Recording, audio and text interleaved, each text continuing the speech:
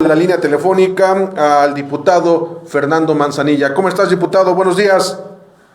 Bien, muy bien, muchas gracias. Buenos días, gusto saludarte. Gracias, diputado. Hace unos días propusiste algo que has llamado el Gran Pacto del Bienestar para Puebla. ¿Qué es? ¿En qué consiste? ¿Y cuál es el propósito, diputado? Claro, con mucho gusto. Bueno, fíjate que sigo viendo y seguimos viendo todo muy complicado, tanto en el país y por supuesto aquí en Puebla, respecto al desarrollo y crecimiento de la pandemia. Sigue creciendo el número de contagios y sigue creciendo también el número de decesos.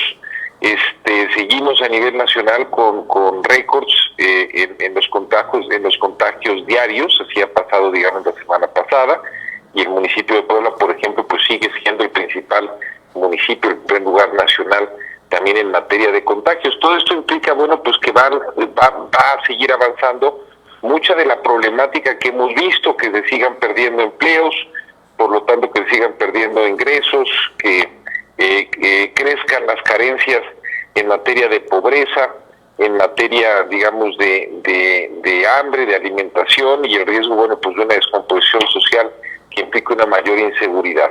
La intención, yo planteé, es que necesitamos hacer un gran diálogo aquí en el Estado, donde distintos sectores y distintos actores y distintas áreas, digamos, de lo económico, de lo político, de lo social, podamos, digamos, todo el mundo pueda dialogar, pueda participar trabajador, universidades, iglesias, sindicatos, empresarios, desde luego los tres niveles de gobierno, organizaciones de la sociedad civil, y tengamos un plan de acción consensado entre todos. La problemática que tenemos, además, no solo es una problemática de corto plazo, no estamos hablando solamente de la pandemia, sino de toda una serie de efectos de mediano y largo plazo que va a tener. Entonces tenemos que organizarnos entre todos y ver cómo vamos a atender la emergencia y cómo vamos a atender lo que viene. Y en el pacto hablo yo de esto, primero de la integración de un gran diálogo entre todos, y después hablo de 4 ejes de trabajo que tenemos que atender de inmediato. El primero de ellos es la parte de recuperación económica, enfocarnos, bueno, pues en que no crezca la pobreza, en recuperar los empleos perdidos y en sentar las bases de una economía solidaria. En segundo lugar, hablo mucho de la parte de salud pública, la parte de detener la propagación del virus, atendiendo la pandemia. Hablo, por ejemplo, ahí de un sistema estatal de pruebas, del uso obligatorio de cubrebocas, pero también de la necesaria mejora en la infraestructura hospitalaria y las mejores condiciones laborales a los trabajadores del sector salud, particularmente a los que trabajan y lidian con pacientes COVID.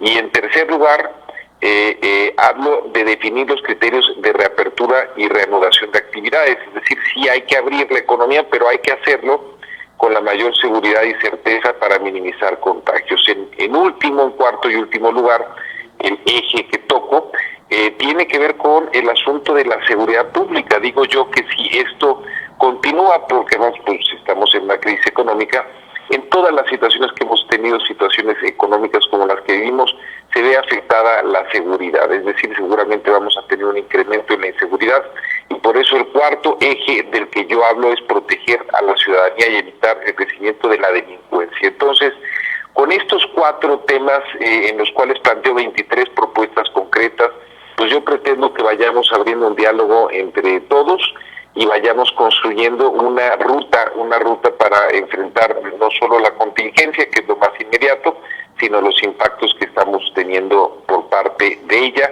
para el mediano y largo plazo aquí en Puebla.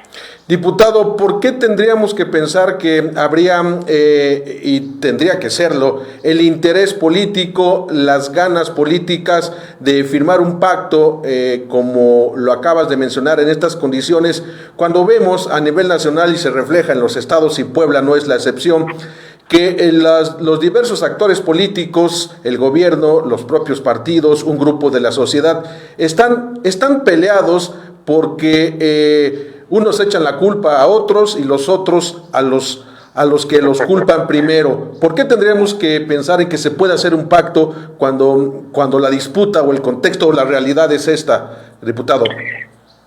Fíjate que en un principio, mira, yo el otro día lo recordaba, en el mes de abril, a nivel federal, el subsecretario federal en aquel entonces decía que el pico de los contagios iba a ser en mayo. Uh-huh. A lo mejor recordarnos, incluso dio, porque mi cumpleaños es por esas fechas, dijo que sería entre el 6 y 8 de mayo, 6 y 10 de mayo, una cosa así. Sí. Bueno, pues ya pasó mayo, Así ya pasó junio, ya pasó julio, ya estamos en agosto. Lo que sí ha sucedido es que se subestimó el impacto que iba a tener lo largo que iba a ser, los efectos que podía tener en el empleo, en el ingreso, en la pobreza, se subestimó. Entonces, yo lo que creo es que conforme esto ha ido avanzando y hemos estado viendo y seguimos viendo, pues que esto no acaba. Estamos ya teniendo mucha claridad, pues, de que este no es un tema menor, no es un tema de que viene, digamos, una ola y ya se iba a ir 1, 2, 3 meses después y ya se acabó. Esto nos hace replantear absolutamente todo, y yo creo que eso es una gran oportunidad justamente para que cambiemos el chip, para que cambiemos esta idea de que el asunto iba a ser un asunto mucho más manejable, y entender que si no nos ponemos todos de acuerdo, si no vemos cuáles son las coincidencias que hay entre todo el mundo, pues va a ser difícil que salgamos adelante. Y te voy a poner un ejemplo muy puntual de cómo sí se puede. El tema del cubrebocas, fíjate que si nos vamos también, pensemos, vámonos a mayo, a junio, el tema del cubrebocas era un asunto poco utilizado. La gente primero pensaba que el tema del coronavirus era un poco de ficción, que no era cierto.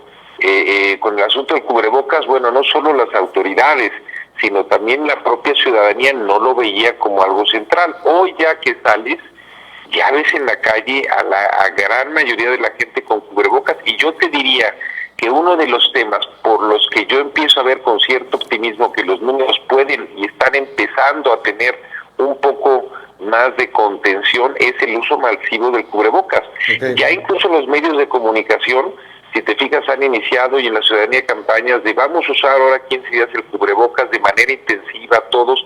Ese es un tema que no surgió de alguien en particular, con un tema, digamos, ciudadano, y al cual se han ido sumando distintas gentes, incluso ya el subsecretario López-Gatell, que decía que no funcionaba el cubrebocas, ahora ya está usando cubrebocas, ¿no?